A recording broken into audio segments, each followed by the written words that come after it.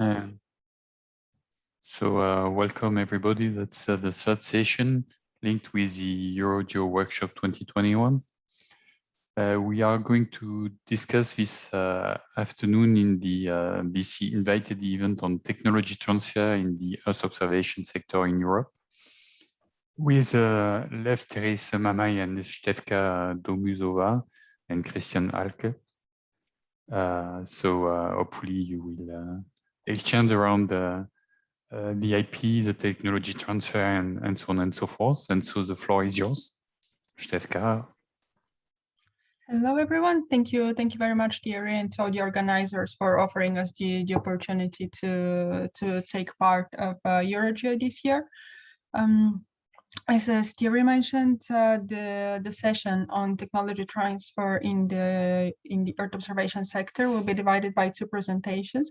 For the first one, we have our very special guest. We have Christian Hackel on behalf of the European IP Help Desk, who would be talking in detail about the technology transfer, about its regulations, and how you can use it in your business. And in the second part, Lefteris Mamais from Evenflow, on behalf of the eShape project, would be talking about the eShape IP and Innovation Office and how it supports, in particular, Earth observation companies in their innovation and intellectual property ventures. Some housekeeping rules. You can see some of the housekeeping rules already in the chat. Please stay muted. Don't hesitate to write your questions in the chat. We will get to them during the Q&A sessions after each of the presentations. Moreover, during the same session, you will be also offered the opportunity to ask your questions live if you feel more comfortable doing that. The first presentation on technology transfer by Christian would last about an hour. After that, we will have a Q&A session, and the session on the eShape Innovation IP Help Desk would last a bit over 30 minutes. So we don't expect to hold you here for the whole 2 hours. The event is recorded. The slides would be also available on the EuroGEO website after that, or don't hesitate us by email if you have any questions. Without further ado, I would pass the floor to Christian. Thank you very much. Thank you.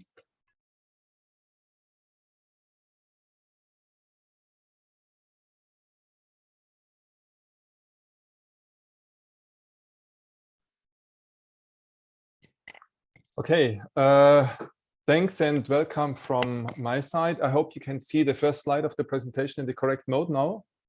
Can you just give me a short okay, please? Yes, we can see properly. Okay, perfect. Yeah, also from my side, a very warm welcome to all of you, and thanks to the organizer for inviting me.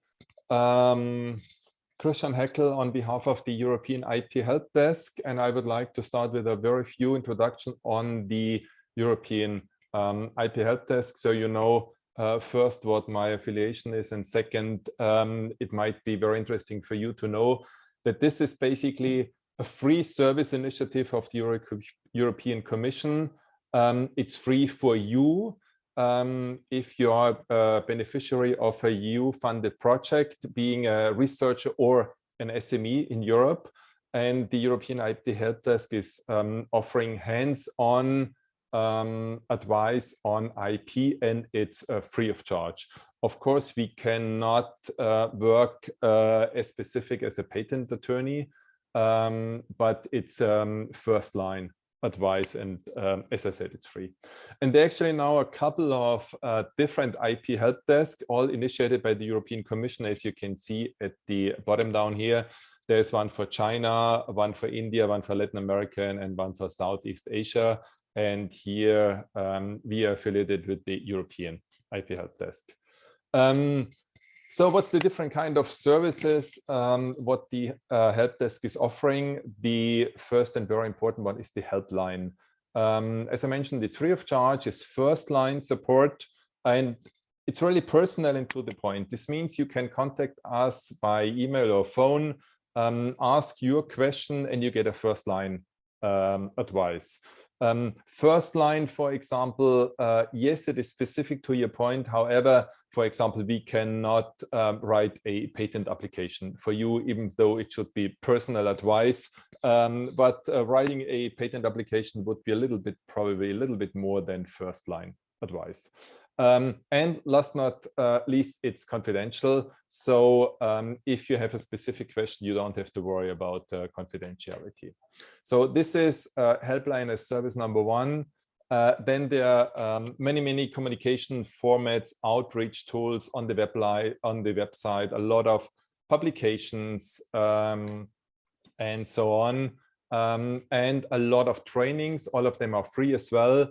And you see here a list of our training for the second part of 2021.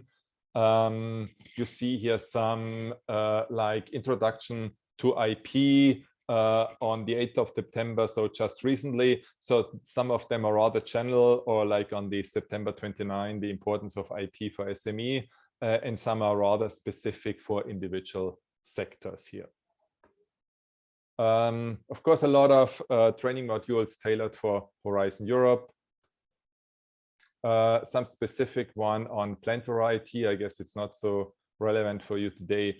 A list of all the different SME innovation support services, and a special project here is our ambassador scheme of the IP help desk. So in almost all of the different countries, there is an ambassador of the European IP help desk in your own country, overcoming language barrier, organizing events in your country. So really it should make it even more easy for you to access the services of the European IP help desk.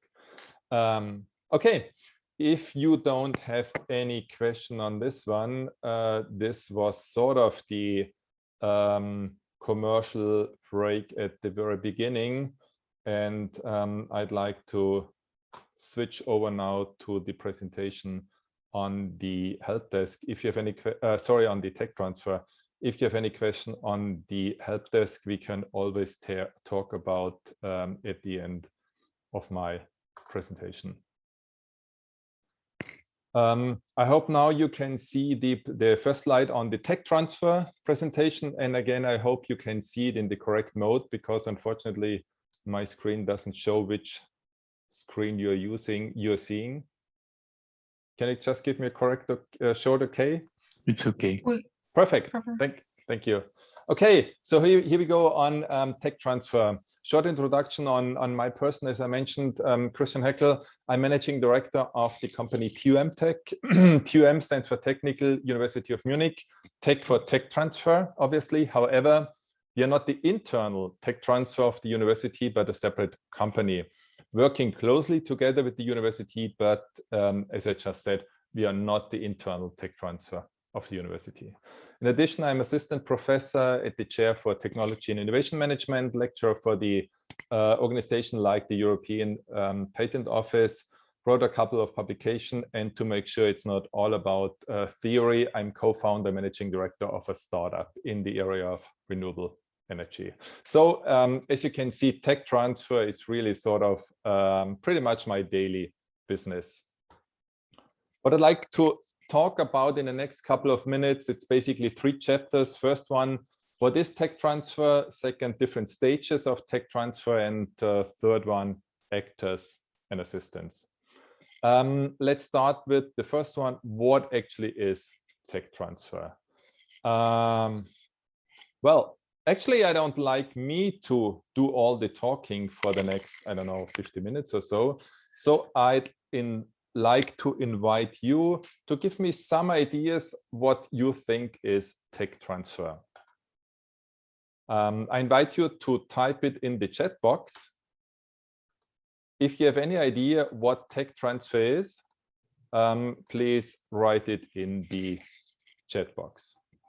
So I'm sorry I didn't get any information on you as participants, on your specific background. So I'll start pretty general, and then we get a little bit more specific towards the end of the presentation, and especially in the Q&A session. But here at the beginning, I'd like to start rather basic. So any idea from your side, what is tech transfer? Well, I hope you're still with me, not asleep already. I know it's kind of difficult after lunch.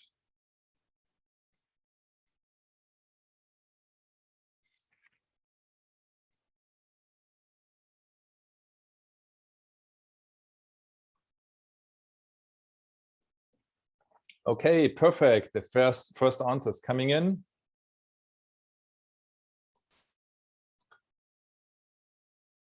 Okay, so we've got the answers from POC to on-the-shelf product, transfer prototype to commercial sector. First, support capacity development in developing countries by teaching them technology, and second, moving from research to market. Yes, thank you for your answers. Some of the answers already quite specific. I'd like to start rather general, basically using this definition that tech transfer is the process of transferring ideas or findings or technologies from one organization to another one for the purpose of further development and commercialization. So yes, as you said, transfer a prototype to commercial sector, for example, but it doesn't have to be a prototype to start with. It can be just an idea. But the goal is, yes, the goal is further development, and finally, at the end, it's commercialization. Important to note here is we are very specific in terms of who is transferring what to whom. Sometimes tech transfer is defined of transferring from a research organization or from a university to a company. But it can be also tech transfer in this definition if you transfer an idea from one company to another company for the purpose of further development and commercialization. Why I would like to start with this idea, because I'd like to make sure that we are really see tech transfer as a very, very broad concept. This definition is actually from the Association of University Technology Managers. Well, it's based on the idea of the principle of innovation, and to start with, that's what I call close innovation. If this is sort of the innovation funnel, you start out with many, many ideas, each bubble sort of representing one idea. You select the most promising one, bring them down to the next phase, eventually you build a prototype, you test them, and the most promising ideas or technologies or services you bring on the market, and hopefully you make good money out of it. If you have ever heard the term stage gate process, this is basically you divide this phase into different phases with a gate in between. That's the stage gate process. What's important here is this is inside your companies, inside your company or university or research organization, whatever organization you're with. This is outside your company or your organization, and these walls are very thick and heavy. And especially in the company world, some companies are very, very protective about their innovation work. And so there is really no interlinkage between inside and outside the company. That's what we call closed innovation. And as you might assume, if there's something like closed innovation, there's something like open innovation as well. And in this case, these thick, heavy walls, they sort of open up. You can bring in ideas from outside the company into your company. And from them on, you treat them just as if this idea would have been created in your company. Or you go the other way around. You take an idea which has been developed in your company, maybe a little bit tested, a little bit further developed. Maybe you even have a prototype, and you bring the idea to the outside world because for whatever reason, you don't want to follow up with this idea. You don't want to bring it on the market on your own. So this is basically open innovation on this side of the equation. And if you look to the right side, to the commercialization phase, you can do the exploitation on your own, or the exploitation can be done by others. So this is also part of the open innovation as well. Well, if you're talking about tech transfer, you have the two sides, the sort of the provider of the technology and the recipient of the technology. We call this supply side and demand side. And tech transfer is sort of coming in two forms. There's a supply-oriented form and a demand-oriented form. So for example, the supply-oriented form, if you have a university on the supply side and you start your tech transfer activity here, so as for example, a tech transfer office of a university would be doing, offering the know-how, a technology generated at the university, offering it to companies, this would be called supply-oriented tech transfer because you start with the supply, for example, of your university. If you're doing it the other way around, demand-oriented, this would be if you start with the demand of a company and look for a good technology provider, for example, in the academic field, but you start here with the demand, that's what we call demand-oriented. Well, most of the time, a university would be on the supply side, a company on the demand side. However, it can be two companies on each of the side, and it also could be that the university is here. So for example, if it's a bigger research project, a couple of companies and a university, sometimes the university is sort of learning from the companies at the beginning to do further R&D work. Examples for tech transfer, well, it's the perceptual audio coding technology developed by a Fraunhofer Institute. Maybe you've never heard about perceptual audio coding technology, but I'm sure all of you heard about the MP3 format. Second example, formula of carbohydrates and electrolytes to stimulate fluid absorption developed by the University of Florida. Again, maybe you've never heard of the formula, but I'm sure most of you know the Gatorade product. And last but not least, a method for rating web pages objectively and mechanically effectively measuring the human interest and attention devoted to them. Invention by the Stanford University. And I'm sure all of you know that's basically Google. So you see a lot of, here not a lot of, but a few examples. You might all know the different brands or service like Google or Gatorade, but most of the time you don't know where the idea has been actually generated and how it has been generated and how it's been brought to the market. And you see in this case, there's a lot of tech transfer involved. Well, we defined tech transfer before as basically you work together with a partner. You're not only doing it all in your own lab or in your own office, but you collaborate with a partner. And again, let's see whether I can invite you to give me some reasons why does it make sense to collaborate with your partner if it comes to innovation. So again, I invite you to type into the chat box if you have any idea why it's beneficial for you or for another party to work together with a partner if it comes to innovation. Any idea from your side?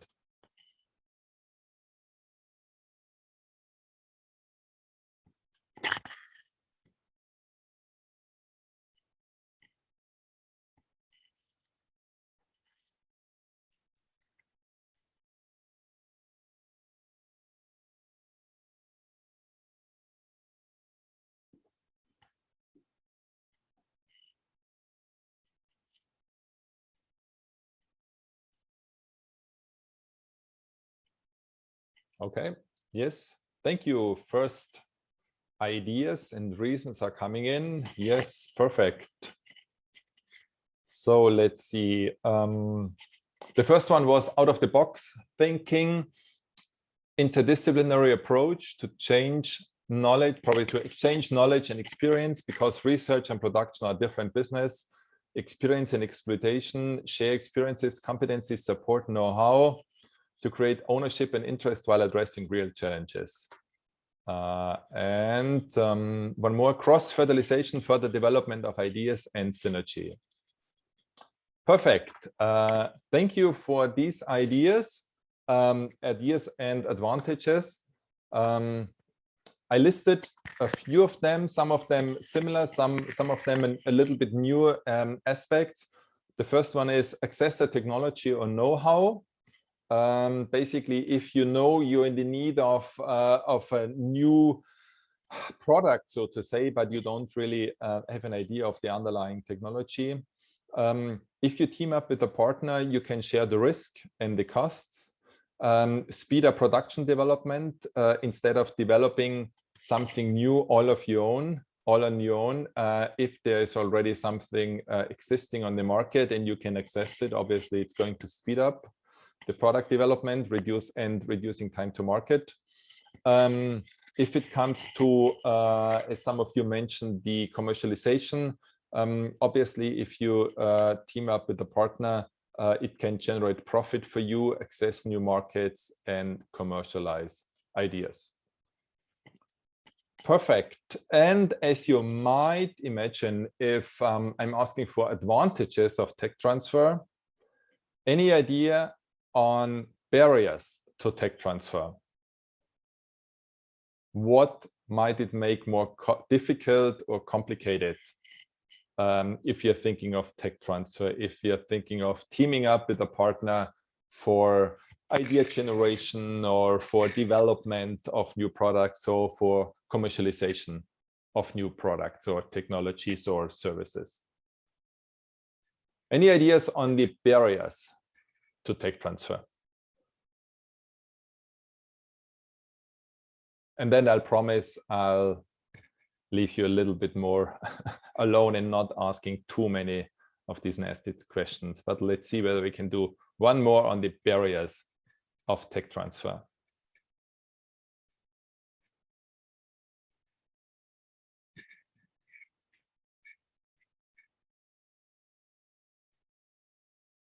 Yes, we're getting some answers coming in. The first one was patent might be barriers to tech transfer.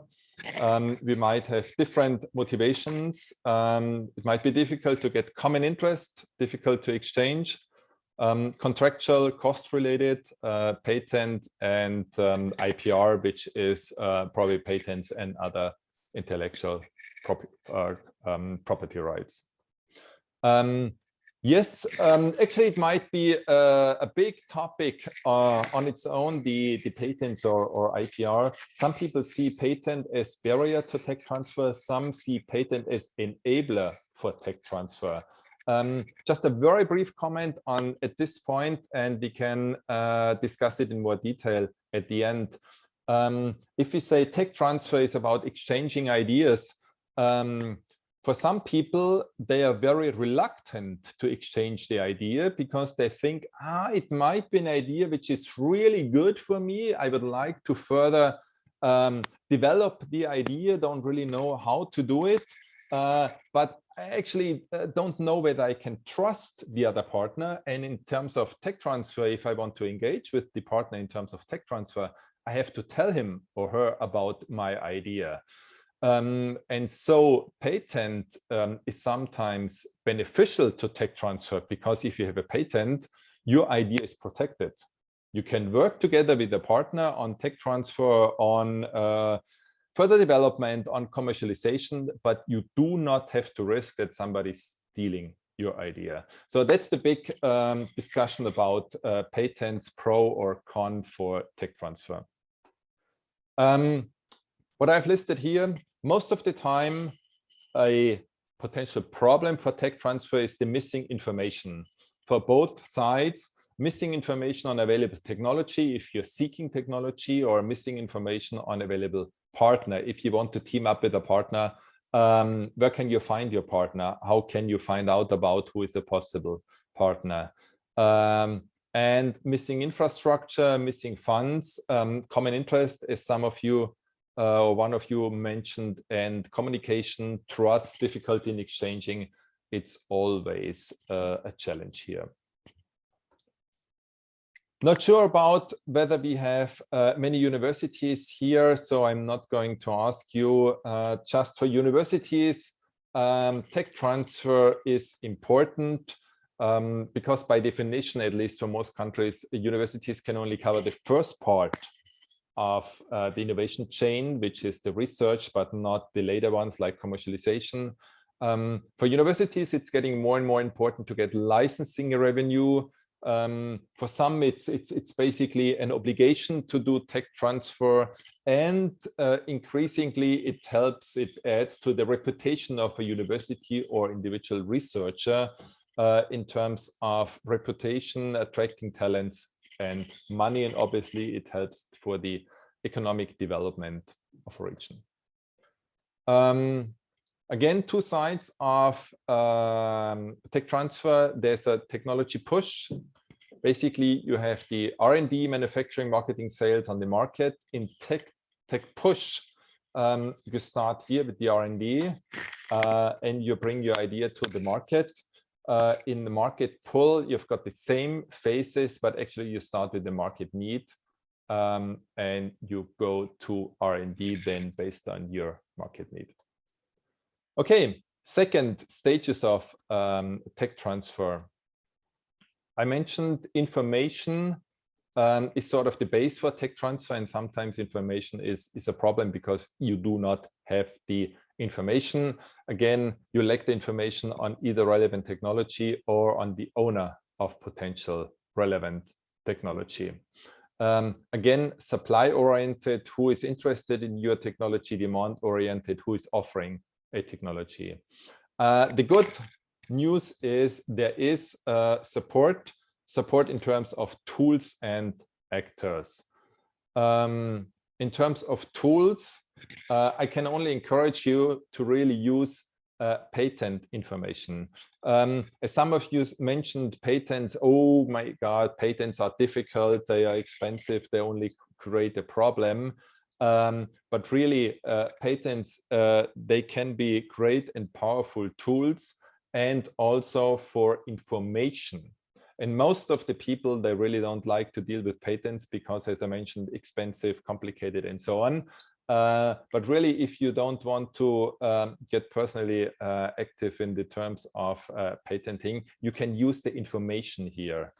For example, there is a patent database of the European Patent Office. It's called ISPASnet database, huge database, over 110 million documents, not only granted by the EPO, but also by patent offices worldwide. And you can access them free of charge.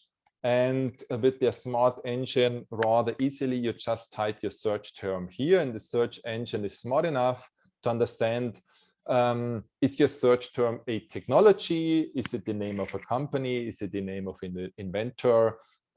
So this is really pretty smart right now. If you're more sophisticated and you try to sort of use the old classical approach where you really differentiate with the publication number or an application number or priority number, which can get quite cumbersome in the details, obviously you can use this classic ISPASnet, or you use the new form, the advanced search. You can, for example, type here a term which should show up in the title or title in the abstract. And you can use the Boolean operator to combine these two fields by and or whatever Boolean operator you would like to use. So this is really a very, very good and important search engine you can use here, even though you're not a patent pro, and again, it's free to use. And this is really very helpful, not only if it comes to looking for patent because it might block your R&D or innovation activity, but really in terms of finding a potential partner for your innovation work. Different tools on information gathering. I guess we don't have to go into all of these details. Second step here, stages of tech transfer here, screening of technology.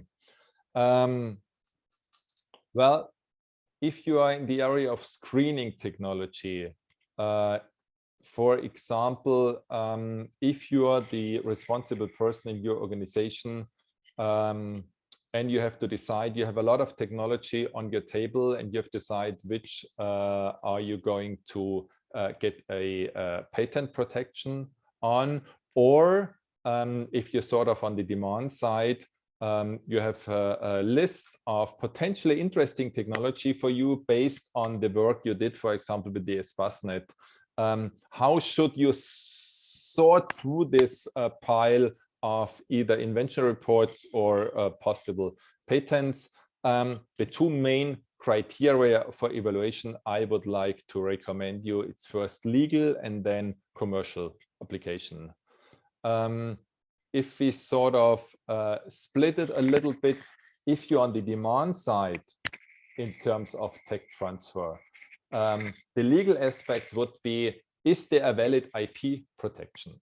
Because if somebody is offering you sort of a technology and you would like to use this technology to further develop it or to build a new product on it, you would like to understand, is there valid IP protection?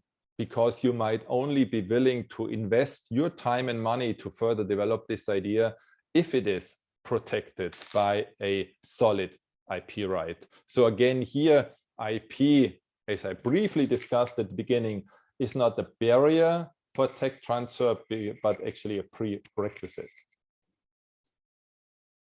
On the market side, obviously, if you're on the demand side, does the protected technology or know-how which is offered to you meet your business needs? And again, is the IP protection we've been talking about here in the first place here, is it good? Good means fitting your business needs. If you're on the supply side, and for example, this means if you're in the tech transfer office of a university and you get all the invention reports, is it possible to go for patent protection? And second one, does it make sense to go for a patent protection? So again, these two sides, supply side and demand side in the area of tech transfer. If this is interesting for you, we actually have a dedicated webinar on IP assessment here. Well, additional topics, we talked about legal, market, technology, finance, and fit to business strategy, as mentioned, as important aspects of tech transfer if you're screening technology. Okay, important topic or important aspect of tech transfer, again, is the evaluation of IP, because if you want to work together with a partner and one partner is bringing a certain technology on the table, at the beginning, if it's for R&D purposes, there's more like a free sharing. But if it's further down the road, if it comes to commercialization, valuation is very important. Kind of an interesting topic, and we actually having a webinar on IP valuation pretty soon. Contractualization, very important for all of you. Some of you might be a little bit worried about what is IP about, do I need a patent and so, but really the contractualization is very, very important. And I'd like to start at the very beginning. If you have the very, very first contact between the two partners in terms of tech transfer, you have some very first discussion, a little bit careful discussion, sort of broadly describing a new technology, not revealing any details. And you come to the point where you say, okay, it actually makes sense to go into further discussion, but before you want to disclose all technical details, you have to manage confidentiality. Once you do this, you describe the technology in more detail, or the other party described it to you in more detail, and you found out, yes, this sounds pretty promising if the two partners start a joint project here. Then you should agree on the general outlines of your new project. Once you do this, you start your cooperation. And at the end, we talk about the IPR. IPR stands for Intellectual Property Rights. And you should define them. You should clearly define how you're using them and how you're transferring them at the end. this is sort of the general outline of the, well, I like to call it sort of innovation chain here, or the subsequent line of events. After the first contact, we said manage confidentiality. Well, how do you manage confidentiality? I guess most of you, all of you know, for example, it's a non-disclosure agreement. In a non-disclosure agreement, you basically define that both parties keep confidential information which are going to be exchanged. They keep it confidential. Different names for it, but it's all basically the same. There's no big difference whether you call it confidentiality agreement or non-disclosure agreement. Next phase, agreement on general outlines. It's basically a memorandum of understanding. Memorandum of understanding is not a cooperation contract. Memorandum of understanding, it's basically before this, you basically write down what you would like to do in such a joint project. What's the responsibility of each of the partners? Some people say, actually, you do not need it because it's not legally binding. Only an R&D contract is legally binding, but I find it very helpful to write a memorandum of understanding. The bigger the project is, the longer the time for the negotiation, the more helpful such a memorandum of understanding is, because if you meet again in 2 weeks, it's very helpful if you sort of take out the latest draft of the memorandum of understanding and easily to memorize, yes, we already agreed on this, and these are the open topics for further discussion. Starting a cooperation, well, obviously that's the consortium agreement, which you really lay out and in a legally binding form. That's all the nitty-gritty details about your cooperation and your consortium, with all the rights and responsibilities for each of the partner. And obviously, intellectual property right is an important chapter in the consortium agreement, or at least it should be. It really, really should be an important chapter in the consortium agreement. And last but not least, transferring IPR. Transferring can be in the form of a licensing, or in the form of transferring ownership, for example, selling IP.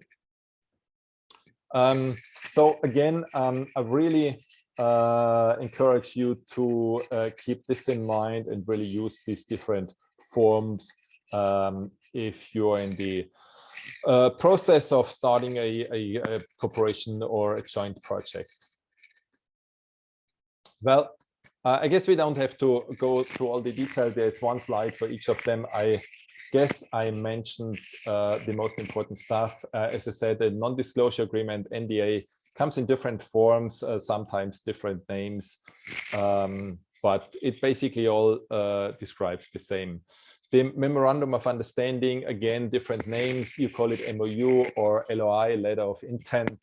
As I mentioned, legally not binding, but it's very helpful for the negotiation, and it serves as a basis for the later legally binding contract here, which is the consortium agreement.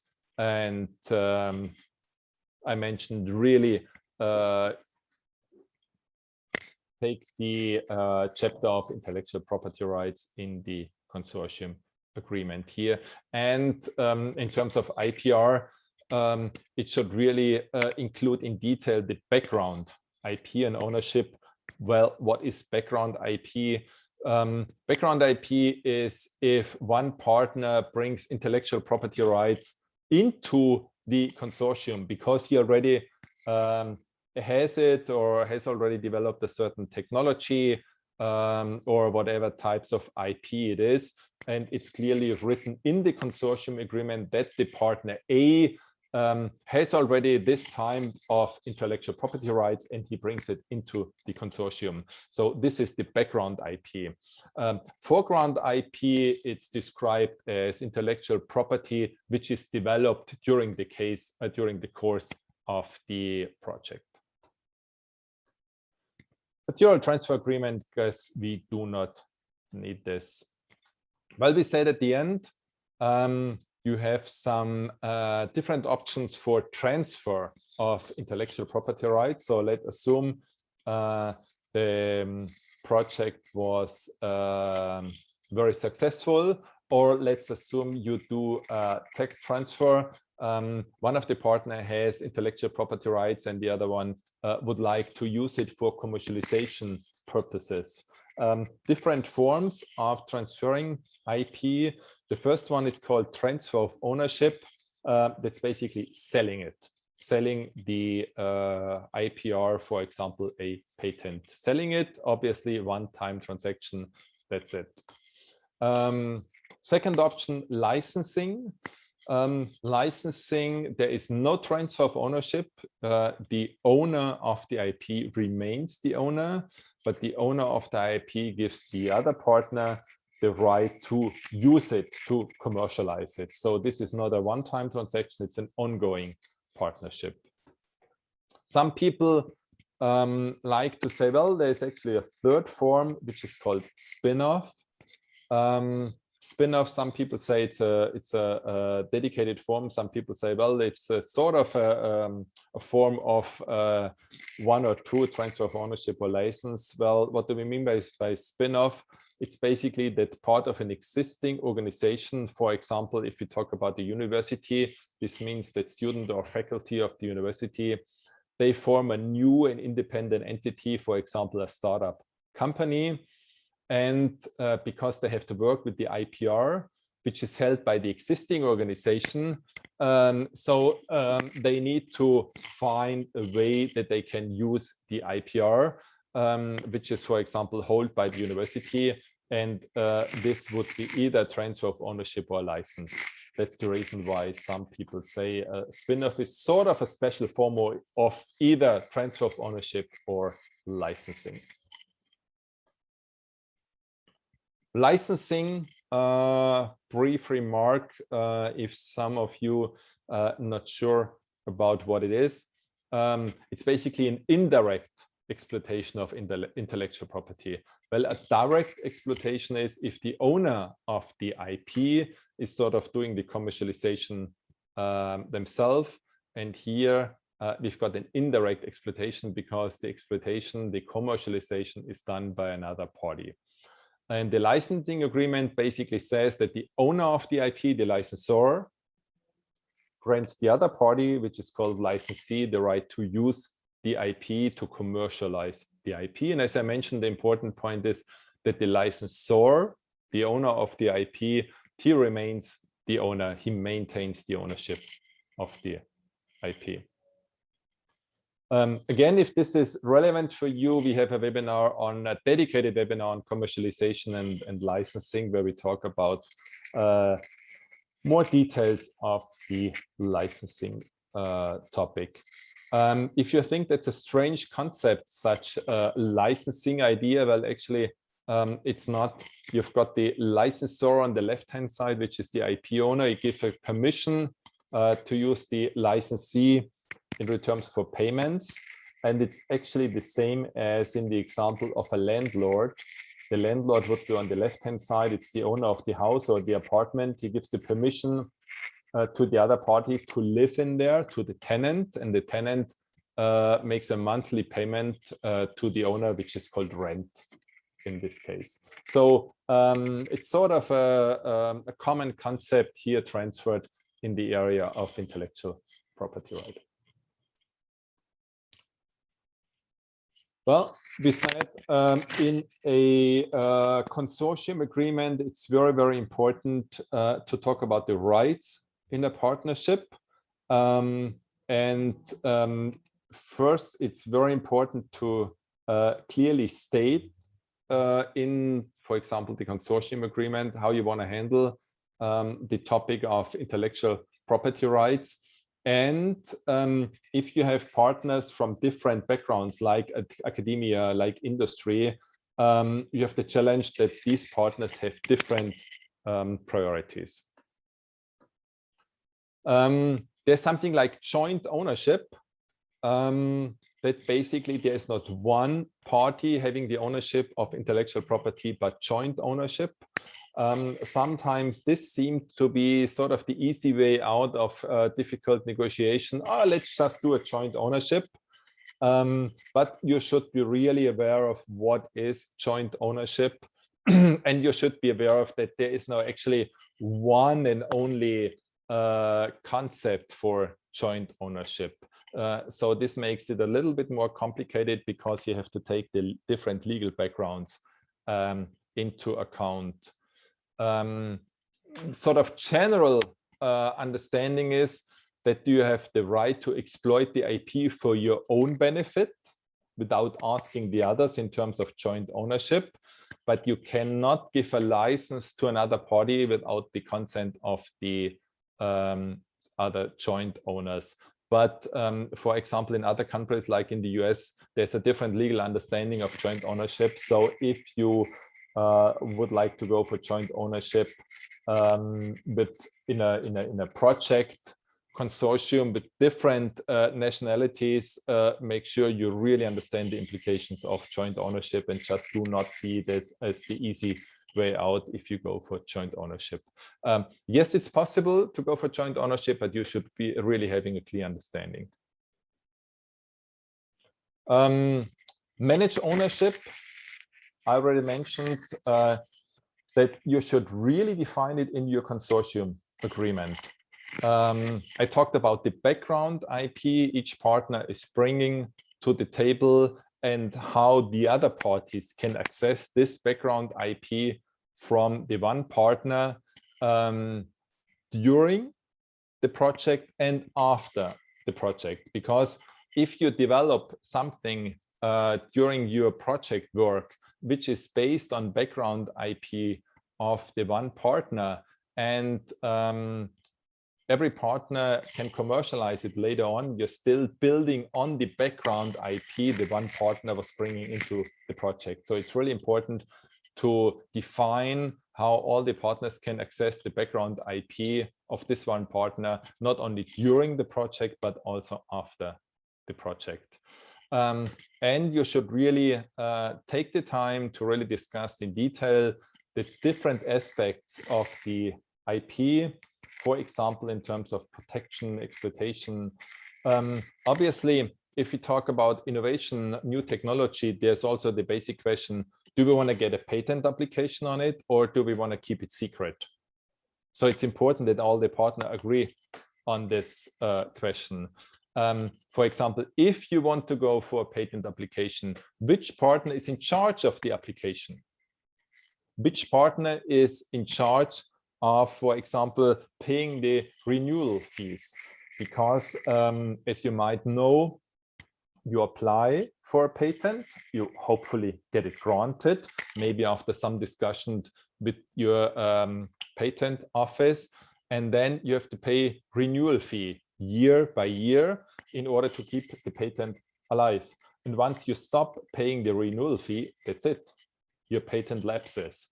You cannot say after, let's say, 3 years, actually, I forgot to pay the renewal fee for the 2 or 3 last years. Here's the money for the last 3 years, and I want to sort of have the patent alive. That's not possible. Once you stop paying the renewal fee, your patent lapses, and there is no chance to sort of make it live again. And obviously, if you have some great technologies and you get revenues on it, maybe revenue based on a protected technology in a joint ownership, you have to define how you want to split the revenue. So you see here, managing ownership, it's very important. It's a crucial point. Yes, it's a kind of tricky point, but you should really take the time to discuss it in advance in your consortium agreement, because it can be even more difficult to discuss it later on. It's well invested time, and actually by now, if you, for example, have a, I don't know, project on a European base, they are actually making sure that you really address the topic of IP very, very early on. Okay, coming to the last part, actors and assistant. Well, I mentioned this picture at the beginning. You've got the supply side and the demand side in the area of tech transfer, and you have tech transfer experts, being it tech transfer offices of universities, being it regional actors, consulting companies, or specific programs or service initiatives. They're all here to help you. They're coming from different sources and working in different modes. For example, tech transfer office, most of the time, these are part of a university.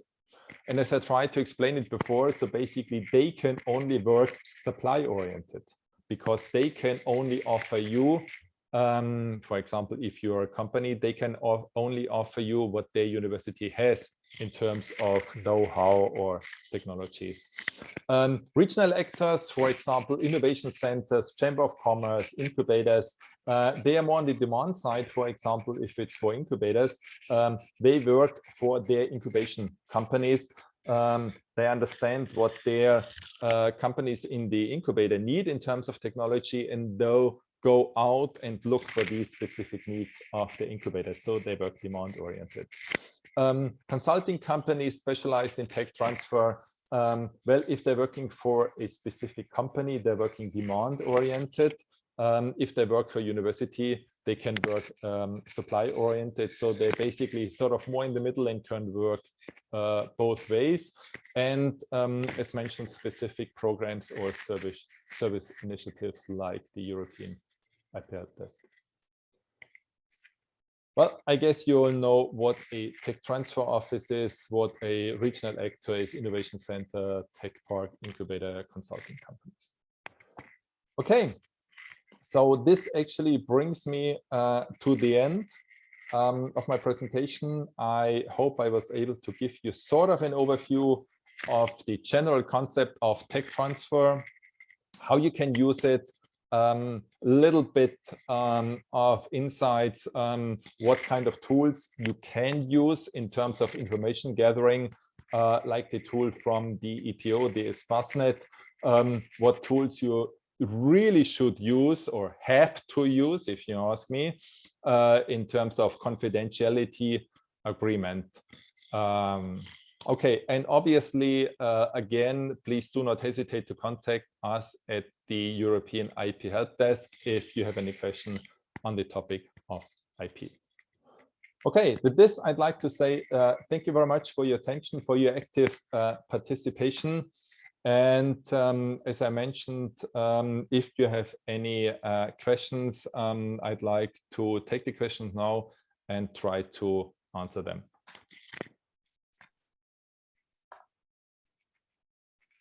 Thank you very much, Christian. There is already one question I see, which has been raised in the chat. Again, everyone that wants to raise questions, now it's your chance. So the first question, it's for which reasons would you go for a transfer of ownership, and when would you opt for licensing? Not sure from which side you're asking. Are you from the side of the licensor or from the licensee? Because I would sort of answer it differently. A general remark is, I briefly mentioned it, the transfer of ownership is a one-time transaction. You basically agree on the price and that's it.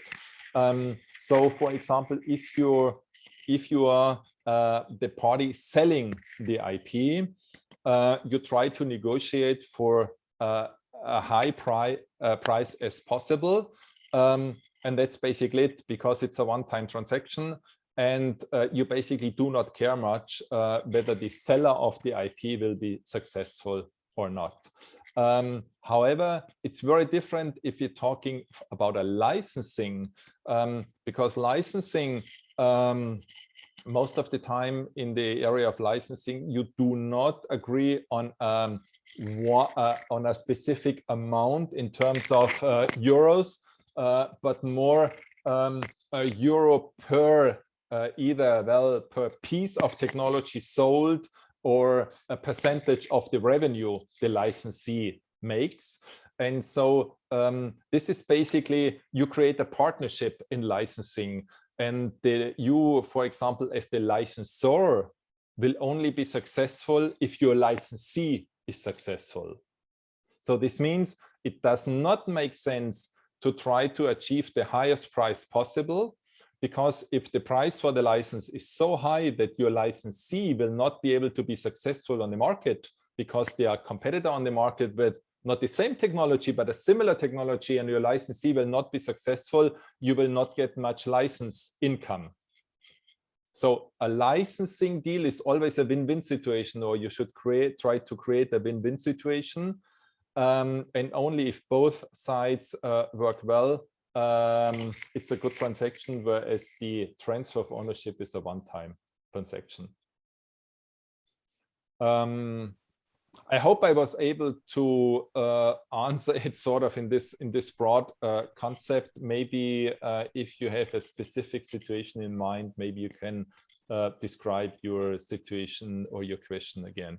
No, thank you very much. I was just thinking from the perspective of our projects. Often you have a kind of university or R&D organization who has no real capabilities or interest into making a commercial success. I mean, they're not they don't have this expertise.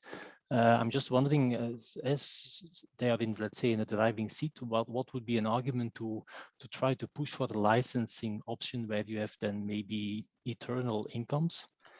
I would, see this as the best approach. But there might be other way, because you at the beginning you can really hardly estimate really the value of what you have produced. You don't know what the market will do with it, how it will work in 5 years' time. So yeah, you more or less answered already, but I was thinking about that for example, as a research company.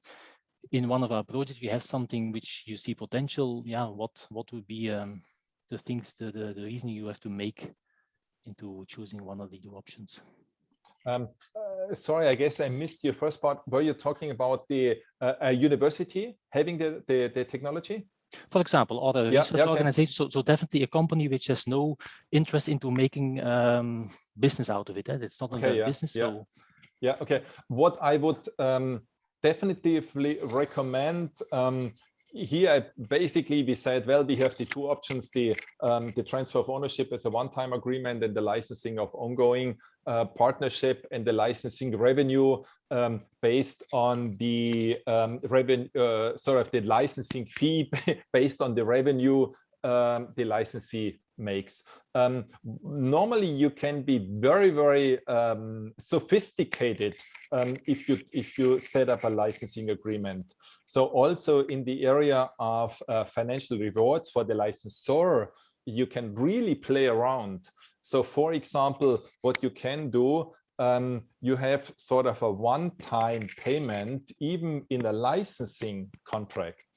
For example, a one-time payment when signing the contract, and especially university like to do it. Maybe not if they are dealing with a startup, but with a more matured company. They say, okay, we have a one-time payment, which is sort of the covering the cost the university had with all the patenting activities, like the patent attorney and the cost for the patent office and so on. So basically, as soon as they sign the licensing contract, the university at least recovered all the cash out they had so far. And then in addition, they have the licensing fee based on, I don't know, number of instruments sold or whatever it is. So from then on, it means if the licensee is successful on the market based on the technology dealing in the license agreement, then both sides will be happy. The licensee is happy because he makes the revenue on the market, and the licensor, the university, is happy because they get additional income. In some industries, for example, like in pharma, They have sort of a third aspect in addition to the one-time payment and the licensing, the ongoing license fee, which is called royalties. They have the so-called milestone payment. Obviously, you can use milestone payment in all industries, but in pharma industry, well, everybody was talking about the phase 1, phase 2, phase 3, like with COVID substances now. It's a very big deal in the pharma business if a new compound makes it successfully into the next phase. So often here is a so-called milestone payment defined. Let's assume the university developed a very new molecule, and a company is taking it, trying to bring it on the market, and the company is going through all the phases of the clinical trials. And so it will be a long time until there will be actual revenue on the market. But the compound is getting much more or increasing in value if they successfully completed phase 1 or phase 2 or phase 3. And then there is a milestone payment for the successful completion of one of these phases of the clinical trials. Yeah. So that's what I mean that's why I like the licensing agreement so much more, because it's much more complex. You can bring in additional details. You can define, for example, the remuneration versus the selling the patent, which is a one-time transaction, and that's it. Okay, thanks. And by doing so, you try to make a fair agreement, fair to both sides, taking into account what each side brings to the table and what kind of duties, obligation, activity the other party has. Okay, let's see in the chat. Where did we go? Next question I see here, what are the differences to be taken into account when the tech transfer regards software versus hardware? Are there specific considerations to be taken into account when the solution relies on open data? Well, open data is really kind of a tricky topic. And we actually, I guess it would go into too much detail if we start the discussing the details on open data and actually the question on software versus hardware. We have a dedicated webinar, training webinar on the topic of software and also on the topic of open data. So I would recommend, if you have a specific question on this one, really listen to these trainings because they specifically address this. Very, very briefly, what we said normally in terms of tech transfer, having a solid IP protection is really not a problem for tech transfer, but an enabler for tech transfer. Obviously, if you're talking now about open data, or software, these types of solid IP protection, these concepts are obviously more difficult to apply here. So this I would say is a very big difference between the open data, between software and the hardware, because for the hardware, it's very easy to say, okay, here's the patent for this specific aspect of this new hardware. It's the solid IP protection here. Let's take it from there. In software, yes, you can get IP protection on this one. Some people say there's no chance for IP protection on software. Well, that's not true. There is an IP protection, not as strict as having a patent on this one. And if you go on obviously on open data, it's even more, well, let's say sophisticated. You need to have a closer look on this one. But I strongly encourage you to listen to these trainings and webinars. Next one. Hello, everyone. Sensor Community is a contributors-driven global sensor network that creates open environmental data. We receive each 2.5 minutes air quality data from more than 14,000 sensors in more than 70 countries and have generated many data points. September 2021. I think it's not really a question, Christian, this one. Okay. So I guess we can go. Oh, it's I a mean, commercial. Yeah, okay. But actually, I wanted to ask you maybe a final question before we move on to the next part, because you discussed quite a lot about joint ownership, and one thing we see a lot in the Earth observation sector represented here, and especially in, for instance, Horizon R&D projects, is that you have a situation where the different components of a solution, you might have entities that develop the basic infrastructure that, for instance, does the processing of the data. Then you have other entities that bring in the algorithms. You have others that develop the interfaces that might be the ones that the eventual users use, and so on. So you have collaboration on many components for what the final user would see as a full product.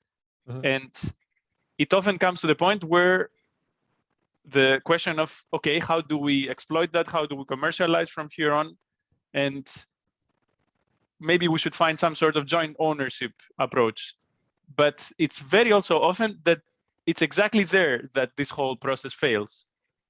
Because somehow, I don't know, people get lost in it, or it's not clear how this can be done in a smooth way. Obviously, I'm not asking you to give us the golden answer to that overall, but I'm just wondering, are there any standard approaches or any good practices that you see specifically in the context of R&D projects, like for instance in Horizon, that could be replicated?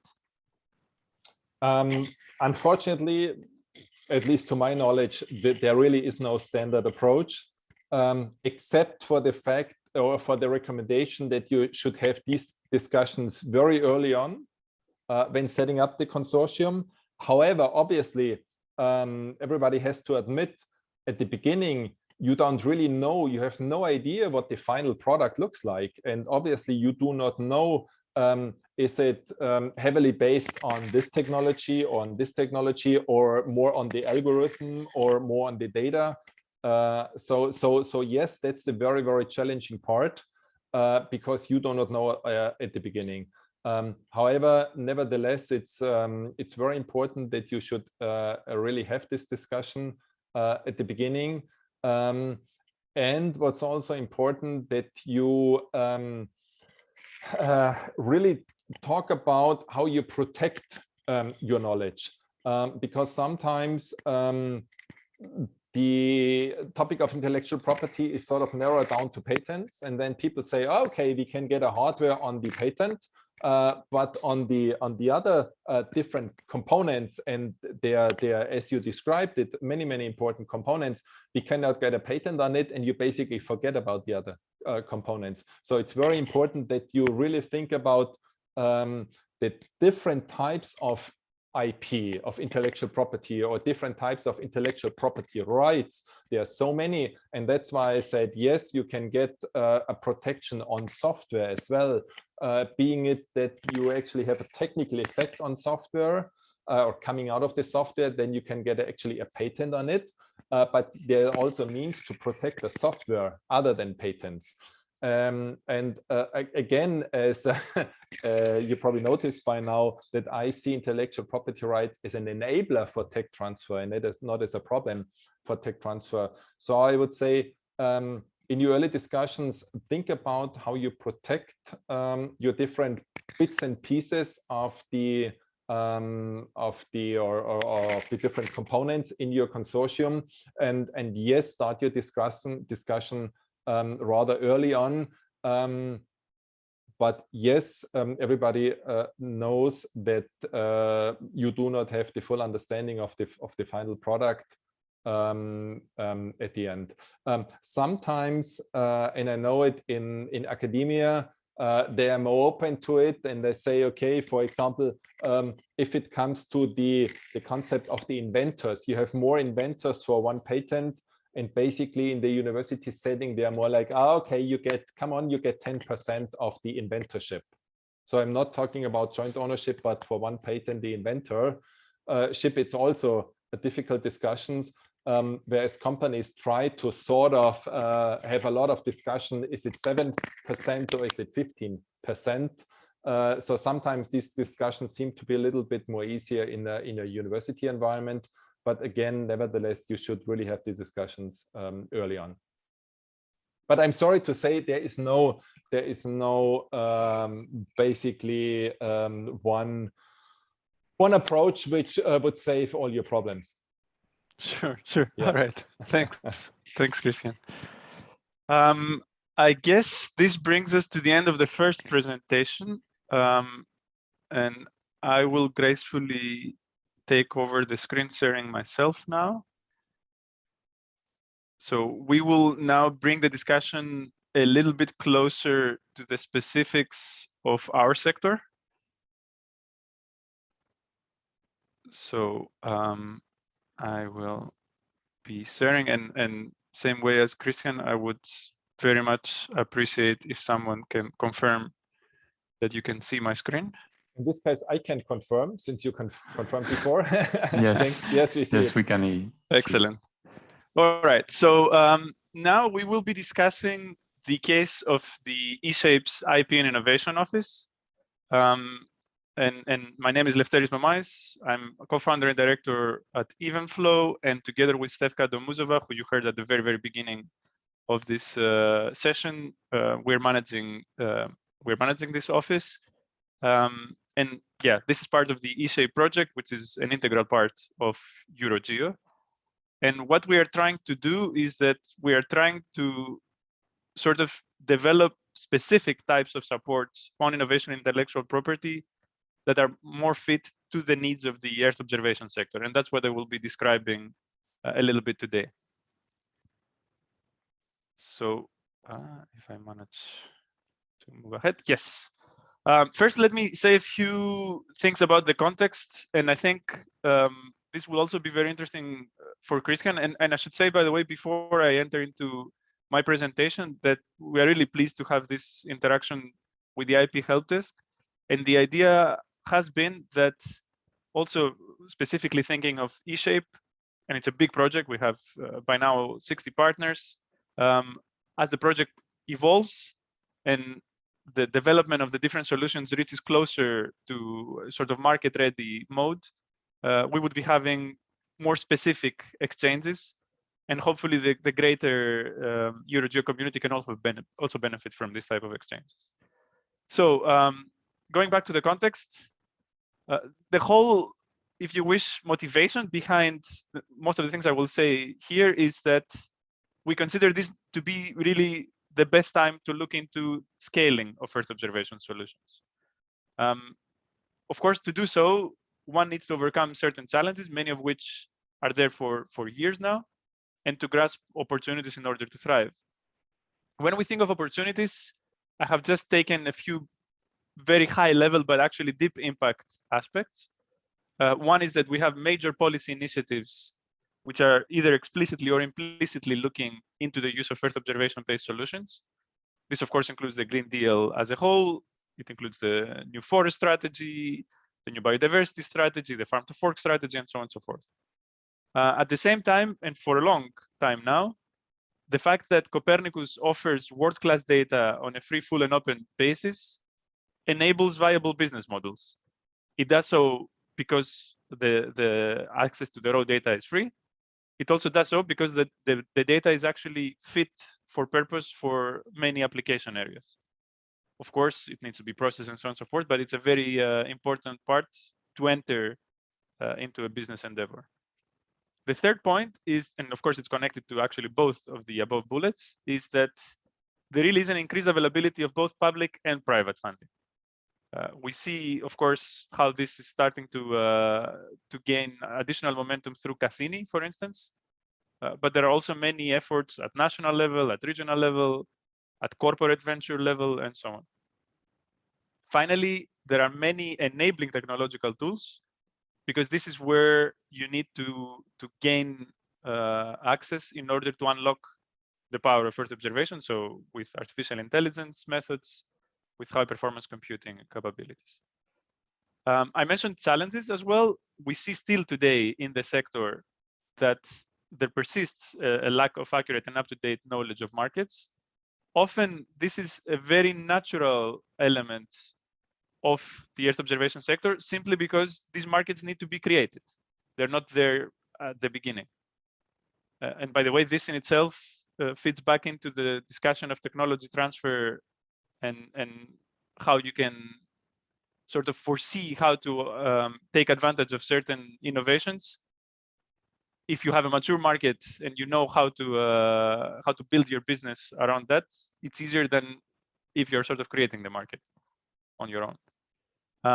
Then there's a difficulty to translate advanced R&D into market-ready services. This is precisely the whole point where we see really good R&D not being commercialized, not being sustained after the end of projects. We also see a difficulty to raise funding suited for the different stages of development. So there is quite some for seed funding, but there's not that much for later stages, especially for the scaling parts. And finally, yes, there is currently little support that is specifically tailored to the needs of the EO actor. So with all that in mind, in eShape, we have set up the sustainability booster.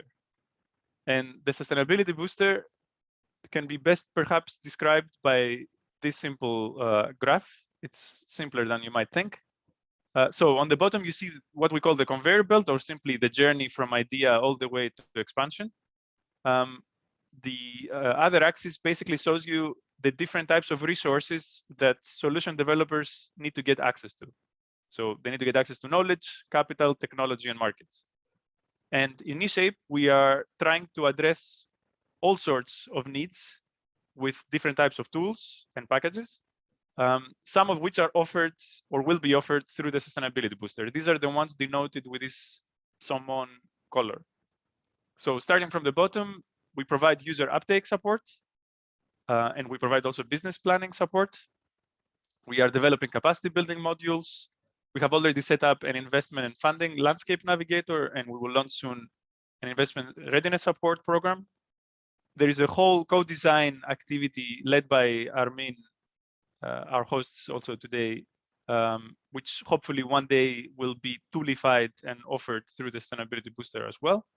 And then, of course, the IP and Innovation Office that we will be discussing and focusing on today, plus market-related activities where basically, develop and present different types of insights. This is something which is already accessible. So you see here the URL. And its aim is to provide expert advice on innovation, finance, and sustainability. As the months of the project pass and as we evolve, this overall facility will also be evolving, as will the team supporting it. Now, focusing in on the IP and Innovation Office, as mentioned at the very beginning of my presentation, the aim here is to provide tailored support. So we do not wish by any means to compete with the existing facilities that are out there. On the contrary, we seek complementarity, we seek guidance from them. And as you will see at the end of my presentation, we also try to redirect anyone reaching out to us to these other facilities, should this be the most fitting way. So what is the eShape IIPO, or what does it do? It offers a blend of passive and active support. And this is done by a team of Earth observation experts, of IP lawyers, and of innovation experts, all of them with many years of experience in their respective fields. And more specifically, what we do is that we provide guidance on IP and innovation topics. This, as you will see in a minute, follows the different stages of the innovation process. We try to develop illustrative stories of IP and innovation with the aim to really highlight some of the common success or failure factors. We collect and curate high quality resources. Many of those are actually offered by the IP Help Desk. Many other resources also at national, European, or even international level exist. So we don't try to recreate them from scratch. It would be meaningless. Instead, what we try to do is we try to help people navigate through the host of information that is out there. And finally, and this will be ramping up over the next 2 years of the project, we provide on-demand support, first and foremost to eShape pilots, and the partners represented therein, and second to the EO community at large. And I will be discussing a little bit now each of these components. So with regards to the tailored guidance, the whole point here is that when you are involved in the development of an Earth observation solution, of course, this applies to any other solution as well. And especially if you look into it from the perspective of starting to develop an idea together in a collaborative manner, then going through an R&D project and then trying to commercialize it, there are different things that you need to look into. You need obviously to define your value proposition and then develop it. You need to do a good market analysis, understand who are your competitors, for instance, how can you position yourself into the market, size the market, and I will have a specific example on how this very often fails. Develop the business model, one that would be suitable for the purposes and the needs and the realities of that market. Develop marketing strategies to actually promote all of the above, and then do financial analysis of all the aspects that come into the picture, CAPEX, OPEX, and so on, and develop the IPR strategy. So I will be discussing some of these points right after and also later on, but the whole message I want to pass here is that the eShape IIPO and the greater Sustainability Booster team is ready to support and provide guidance on pretty much all these topics. So the second component of the IIPO is that of illuminating common success or failure factors. And here what we are doing and what we have a kind of unique position to do is that in eShape, we have now, as I mentioned, 60 partners, very prominent research institutes, companies, and so on. In IIPO, we also proactively reach out to the greater EO community, plus our company Evenflow is exchanging very, very often with all sorts of actors across the value chain on this type of topics. So we have collected lots of insights on common pain points and success factors, and we try to develop basically through a narrative-based approach some findings that are relatable and digestible.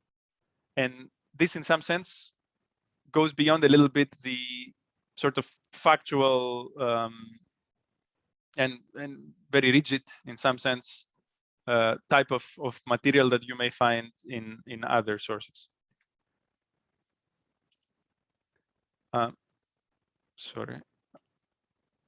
Then, with regards to specific case studies now, I mentioned the market sizing one because this is really an area where EO solution providers quite often misplace or overestimate their projections. And whilst this might seem as a relatively benign topic, in practice, it's one that can cloud the whole development of an appropriate business plan and the strategies of how to implement it.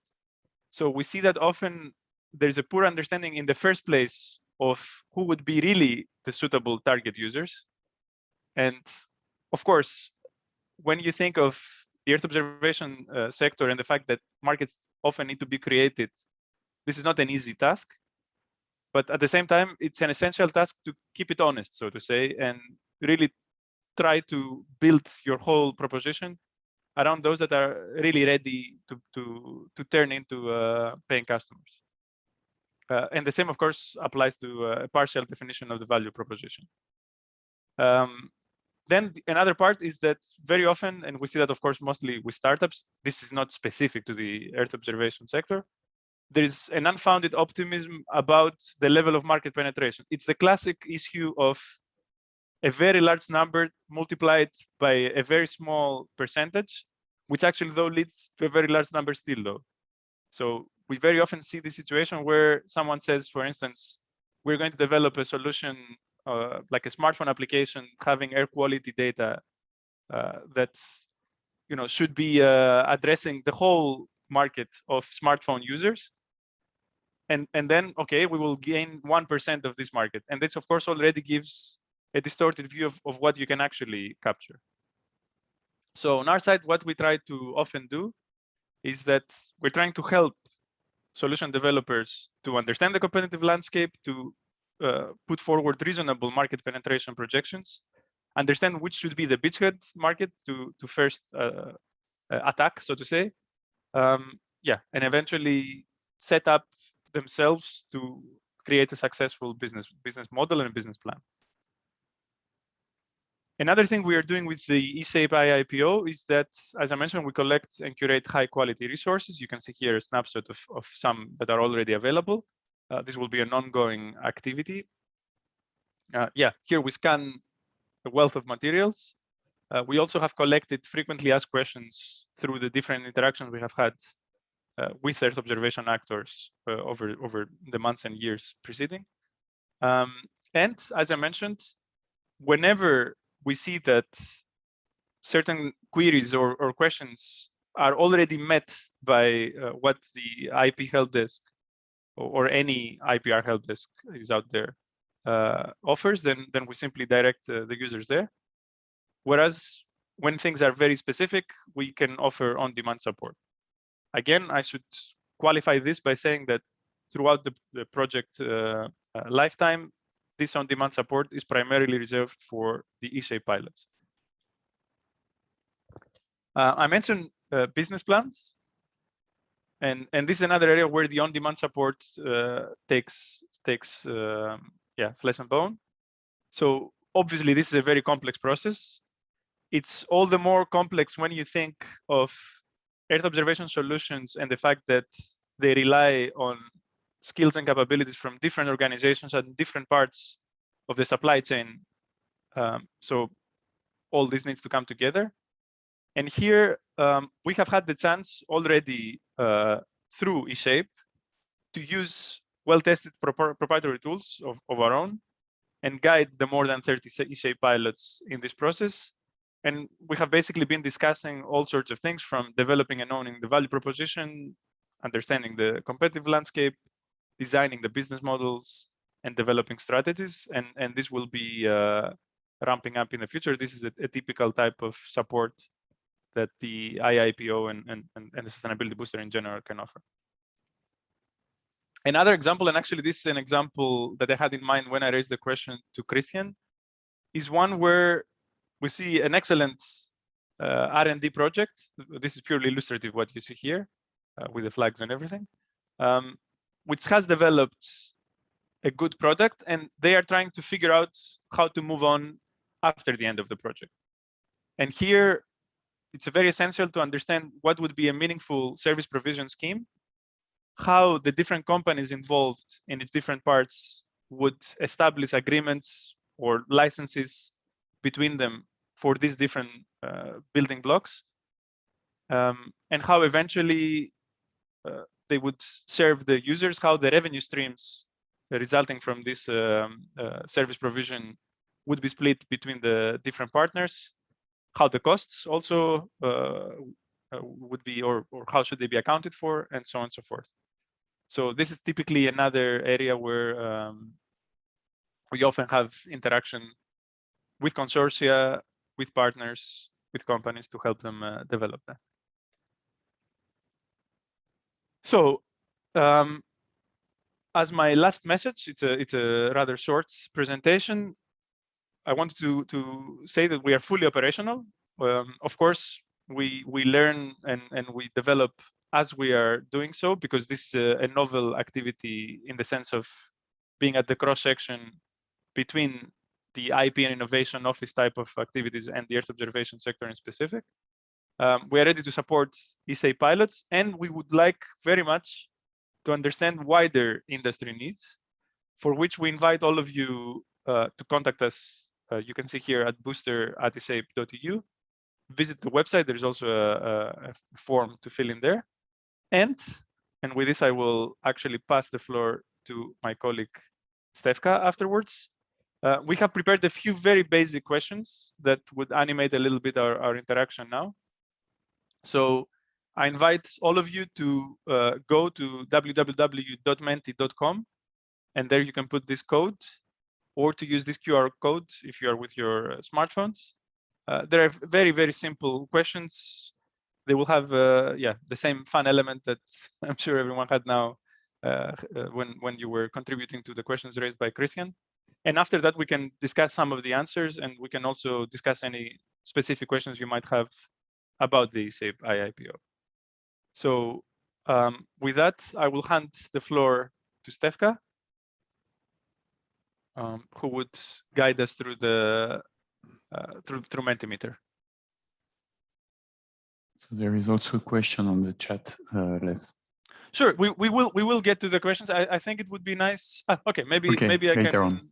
if you want, I can answer this first, and while people. Okay, but I see people are actually already participating. So.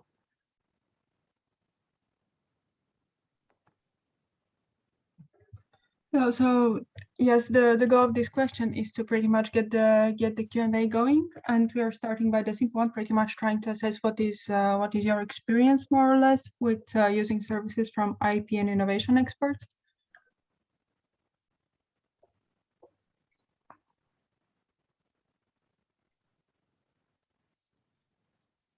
Under in-person support, we of course consider people that you may have for these functions in your company, or people who are assigned these functions in your project. And for the passive and active support, it's a bit self-explanatory, and it's what we have in mind is support such as the one provided from, for instance, by the eShape IIPO, or from the European IP Help Desk, to which we'll refer specifically in the next question as well.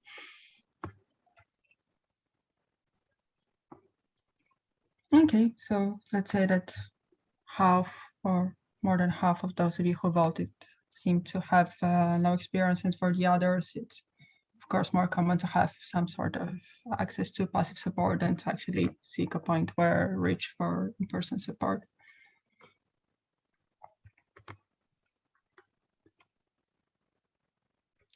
Yeah, I guess, I mean, this for all those in our sector would not really be so surprising, but it's also, in my view, underpinning the importance of having this type of interactions now also with the IP help desk, because the sector as a whole is reaching a level of maturity where we need to start seeing things out of projects, making it in the market, and becoming operational, and so on. So this type of exposure hopefully will improve over time.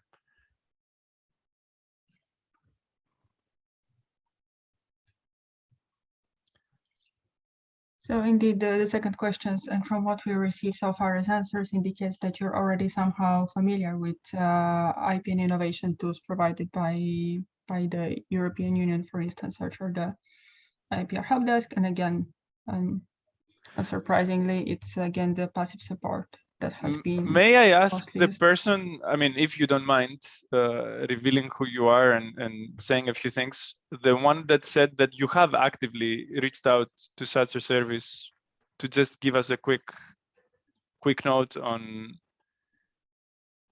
your experience.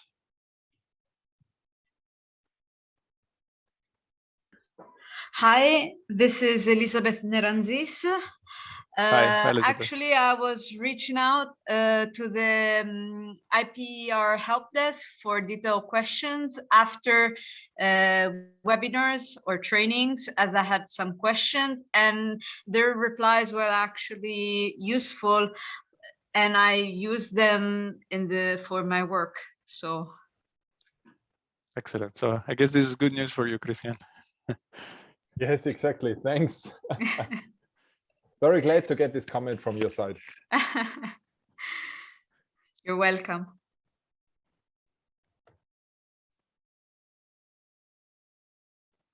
So this next part is actually a very interesting one for us, and I hope we would have more people answering it. So I have shown earlier on this graph where you see the different components, if you wish, of a business plan, but even more broadly, if you think of the different aspects that one needs to look into when developing a solution, and what you would need, it's a very important thing to understand. Where do you need the greatest deal of guidance?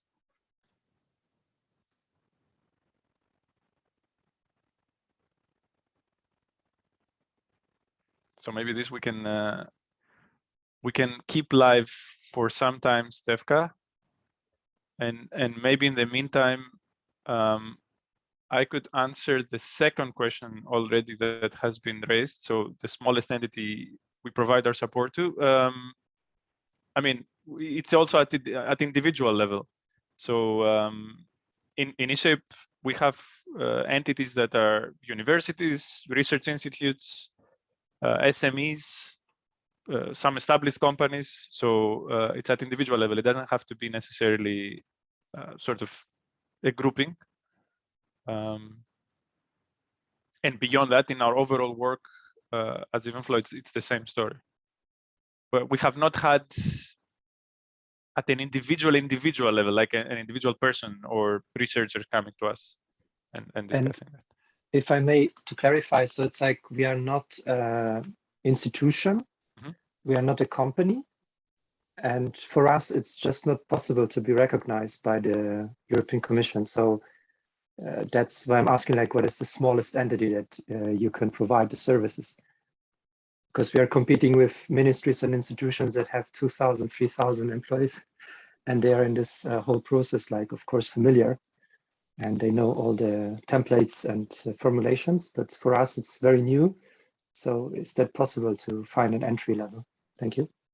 Sure. No, it's a good question. So I think, again, for us, it can be an individual entity reaching out directly.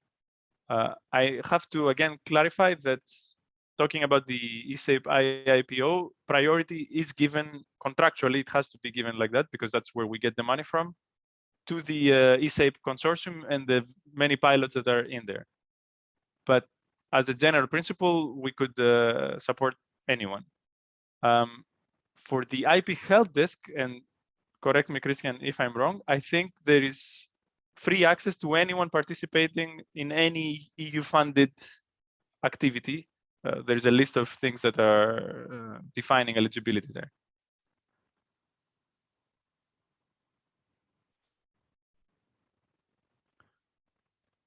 So, all right, we have many topics here which have the same score pretty much.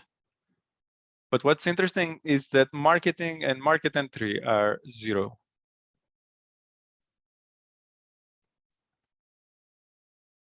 So seemingly things that are necessary for later stages are not equally interesting. Okay.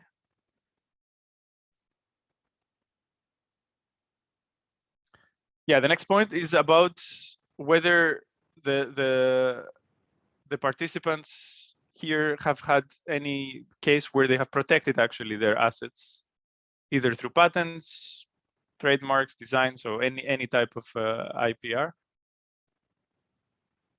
So it would be interesting to see, yeah, how the EuroGEO community has dealt with that.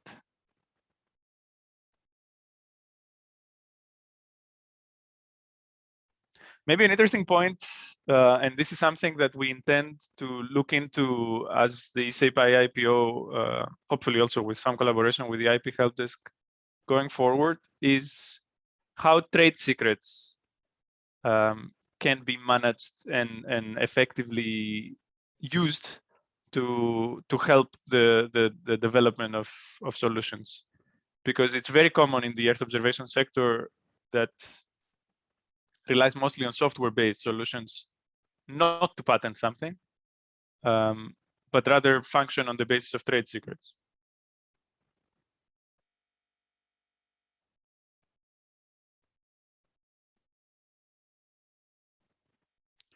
So I see a question from Thierry. Yeah. So what do you call trade secrets?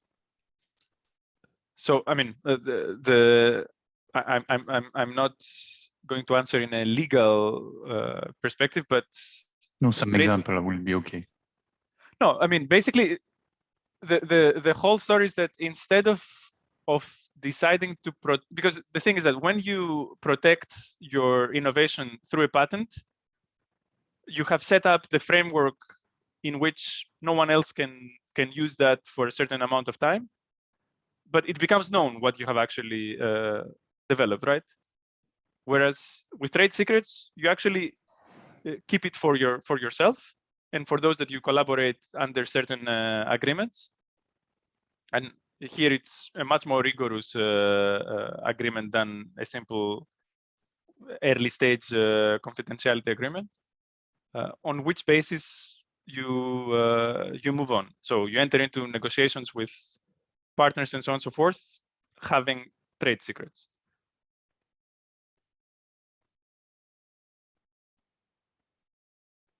Again, if Stefka or Christian wants to correct or add to that, feel free.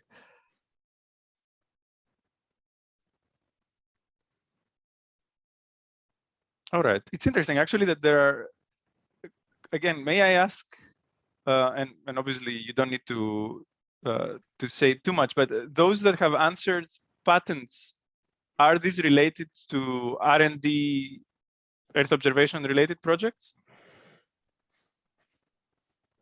Yes, it was, but it's an old story. Okay.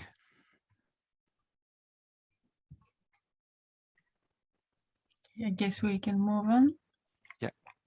This could be the last question, and it relies on it's the opposite side of what we have just discussed, and has a little bit to do with what Lev mentioned. If you have chosen willingly to not protect some sort of IP, we would be very interesting to know what are the reasons. I think it was also touched upon in Christian's presentation and also in Lev's that it's not always the obvious choice to protect IP through granting an IPR.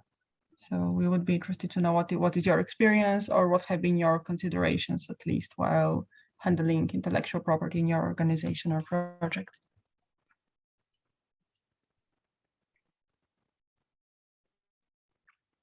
And maybe while we wait for the answers to appear here, just to also answer on my side the question by Ayako. So how do we differentiate the ESAPE activities from those of EuSPA? So ESAPE is a research project. It's an innovation action, actually. It's a key component of EuroGEO, and within ESAPE, we had the chance to start building certain tools that we hope will be long-lived and big impact in the Earth observation sector. EuSPA has recently expanded its mandate to also cover Copernicus. They will be offering all sorts of market data, projects, competitions, and so on and so forth. So it's a little bit of a different thing, frankly, different being. But speaking of the ESAPE IIPO in specific, because we have a very close relationship with EuSPA in general, our activities are informed by theirs, and some of their activities are informed by ours.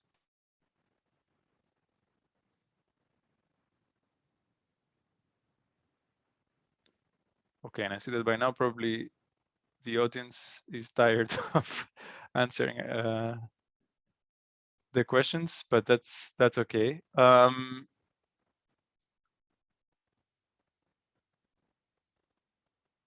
I think, yeah, with this, we would really thank all of you. I made the point earlier that we have planned this session today as a first of more. I don't want to say of many, but of more. So as part of the ESAPE IIPO, we will be seeking to do more also along other aspects, like for instance, specifically on commercialization strategies and so on. So again, I would like to thank Christian and the colleagues at the IP Help Desk for supporting us today. I hope this was useful. The presentations will be available on the EuroGEO website. The ESAPE IIPO will be active. It's already live, so you can also interact with us through it. And hopefully we will be creating better content and more support as we go. So we will have more chances to interact. So So, and big thank you first to Thierry and Erwin for organizing all this.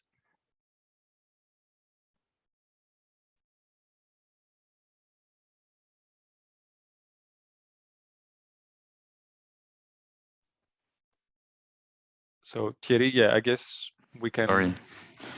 Yeah, I was just thinking to give the link to the eShape website in order that the people can find the sustainability booster and the IIPO. That will be the best way of finding some details on what we achieved. Thank you. Yeah. And so thank you very much for all this discussion around the IP. It was really interesting and give us some floor for discussion and follow-up, I hope. And I would like to thank Christian, Lev, and Stefka for their presentation and all the attendees for being there for the afternoon. And hopefully we will have a meeting tomorrow morning at 10. I think, Avin, I don't have the slide with me, but you can share it if you have it in front of you, with a starting at 10 with the same address for the Zoom meeting, and you are more than welcome. Thanks a lot, Lev. Thanks a lot, Christian. Thanks a lot, Stefka, and have a nice afternoon. Thank you. Thank you. Thank Good you. afternoon to all. Bye-bye. Bye-bye. Good afternoon. Bye. Bye.